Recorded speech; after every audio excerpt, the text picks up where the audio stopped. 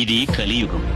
ఈ యుగంలో భార్యాభర్తలు విడిపోవడం, తండ్రి కొడుకులు ఒకళ్లనొకళ్ళు చంపుకోవడం, అరాచకాలు, దోపిడీలు ఇవన్నీ కలివైపరీత్యం. ఈ కలియుగం నాదే. ఈ కలియుగానికి రాజు ఆ కలిపురుషుడు. ఈ యుగ జలమకి నేనే ఏలిక, నానో కర్త. ఆ దేవుళ్ళు కూడా నన్నే చెయ్యలేరు.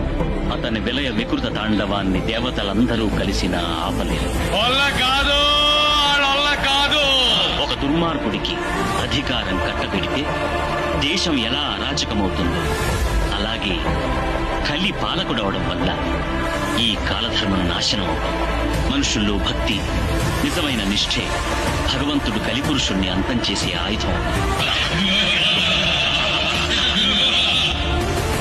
ఏ రోజైతే ఆ ఆయుధం భగవంతుడికి అందుతుందో ఆయన శ్వేతాశ్వాన్నెక్కి కాషాయ పతాకాన్ని చేతిలో పట్టుకుని అధర్మంతో మిగిలిపోయినటువంటి బలవంతులై రాజ్యాలాక్రమించినటువంటి వాళ్ళు, అధికారానికి తగినటువంటి అర్హతలు లేకపోయినా సింహాసనాల మీద కూర్చొని పరిపాలన చేసే ప్రభువులందరినీ దురుమాడతాడు. దురుమాడిన తరువాత కలియుగం పూర్తయిపోయి కృతయుగ ప్రారంభం అవడానికి జలప్రళయం సంభవించి నీళ్లు వచ్చి భూమండలాన్నంతటినీ కప్పేస్తాయి.